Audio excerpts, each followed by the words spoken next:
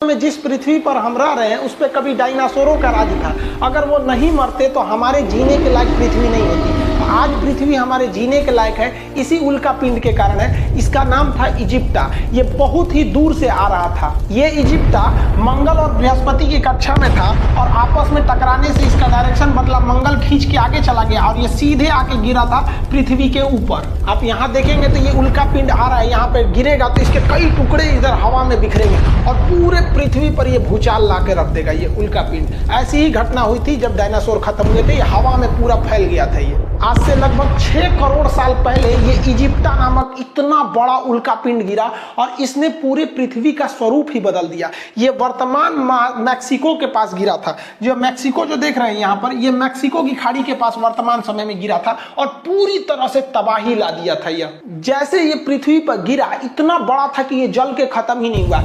इसका लगभग 10 गुना जितना दिख रहा है इससे 10 गुना बड़ा था, लेकिन कुछ भाग तो जल के खत्म हो गए थे। जैसे ये गिरा बहुत बड़ा धमाका हुआ। इतना बड़ा धमाका था कि यह धमाका लगभग 20 हाइड्रोजन बम के बराबर था। सोचिए, एटम बम नहीं, हाइड्रोजन बम के बराबर ये धमाका था। और इस धमाके के कारण पृथ्वी का जो ऊपरी परत था वो विस्फोट करके उड़ गया। अब आप बताइए, कोई बिल्डिंग उड़ती है तो उसके तो ईंट पत्थर पूरे स्टोन भी बिखर जाते हैं और इसके पत्थर वगैरह हवा में उड़ गए। और जब ये हवा में उड़े तो जब वापस आए तो वो इतनी स्पीड में आए, उसका टेम्परेचर इतना ज्यादा हो गया था कि जो उड़ने वाले डायनासोर थे उनको तो वो हवा में ही मार दिया। और यहाँ का टेम्परेचर हो गया 200 डिग्री सेल्सियस। और इस एरिया के जितने डायनासोर थे, यहाँ के एरिया के, वो सारे डायनासोर मारे गए। लेकिन ये तबाही का केवल एक ट्रेलर था। असली तबाही तो इसके बाद शुरू हुई। इतना भीषण धमाका के बाद लगभग 10 तीव्रता का पृथ्वी पर भूकंप आया दूसरे साइड में। और पृथ्वी के इतिहास में ये अब तक का सबसे भीषण भूकंप था।